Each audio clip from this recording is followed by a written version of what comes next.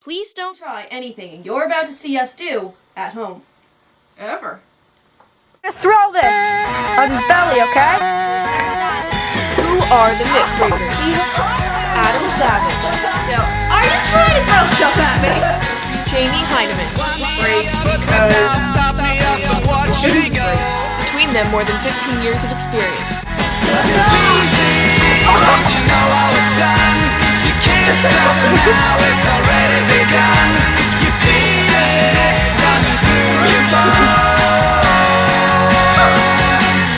Jerk it out.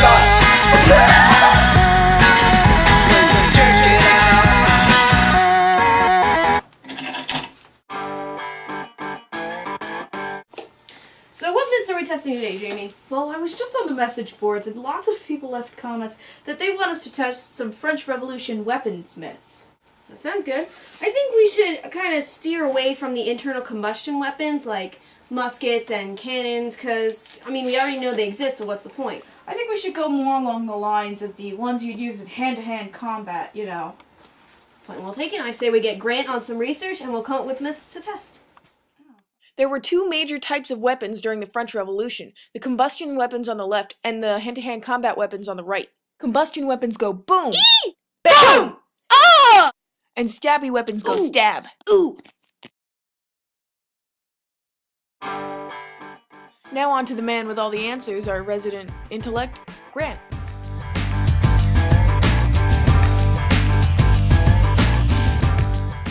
In doing my research, I found many different hand-to-hand combat weapons, but the most infamous of them all was the saber, which was used by both the British and the French. When the British used it, they used it more as a scare tactic for the men who were actually running on the fields, whereas the French used it for the men who were on horses and actually killed people with it. Apparently, it was more effective when the British used it, but that's something we gotta test, yo.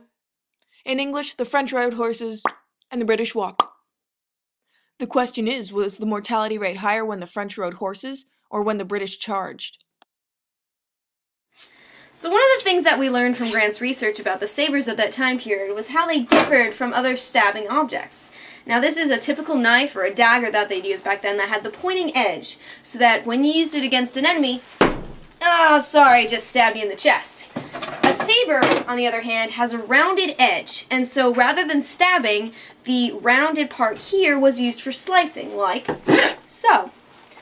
So now that we have that information, we're going to have Jamie create a saber using the metals and woods of that time period, and we're going to test whether it was better to be on the ground slicing or up on a horse, which, as we now know, the French were on the horses using these sabers and the Englishmen were on the ground.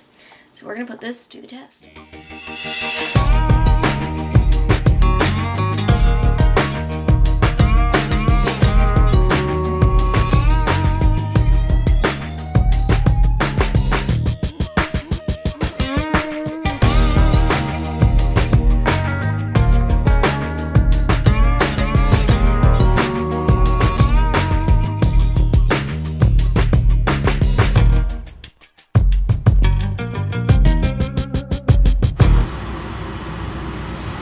The Heineman is in his natural habitat.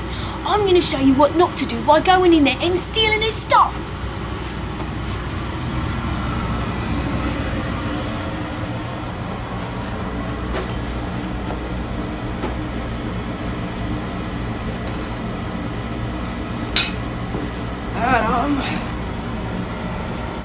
I could only assume it's better to be on foot, though, when you are battling your enemy, because you are down at their level and probably can aim a lot better than if you're riding on a horse. You're bouncing up and down, you've got to reach down to stab, and most likely you're going to miss. So I can only assume that the British techniques were better than the French techniques. When we were first talking about this myth, I was pretty certain that it would be 50-50, being on a horse or on the ground. You probably still have the same factors coming into play on how you slice the guy and what happens. But now that I'm actually holding it, this is pretty nasty. So if you were on a horse, you'd probably have a lot less accuracy with this, and since it's heavy, you really can't control it once you're up there. Being on the ground, as the British soldiers were, you probably have a lot more control. So I'd say maybe 75% that we're going to get better better results with on the ground with this thing rather than up on a horse. So we'll see tomorrow when we go test this thing.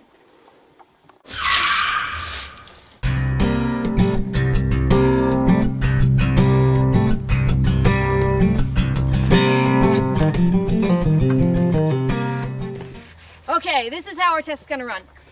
Jamie will be running on foot, like the English. Oh, I want my spotty dick.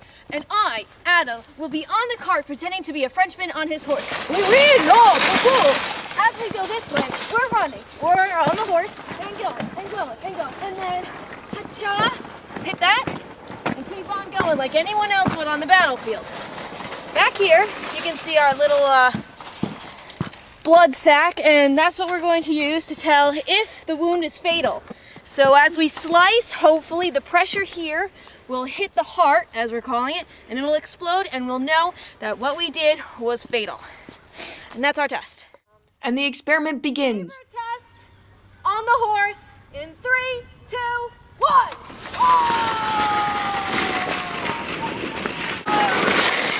Let's see that again. Following my most valor attempts to save our kingdom, I was unable to stop the army. As you can see, it didn't affect the heart.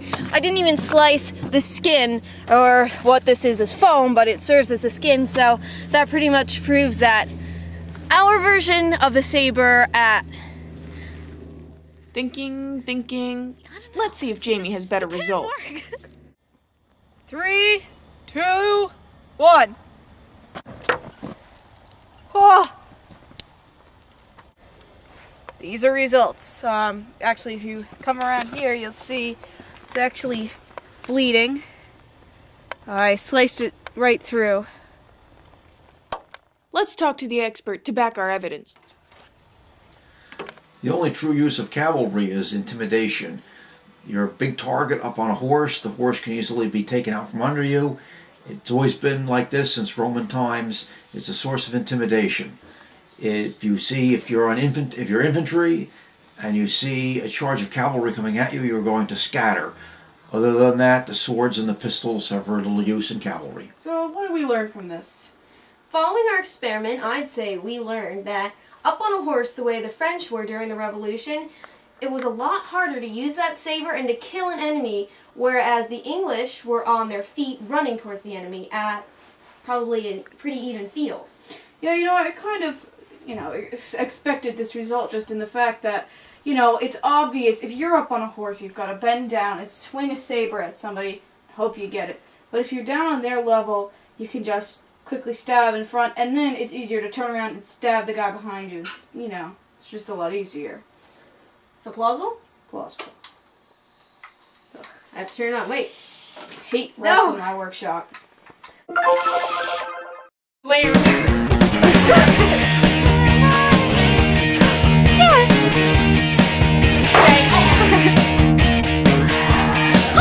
Wild harmony. This is natural. I did not mess that up. Well, it's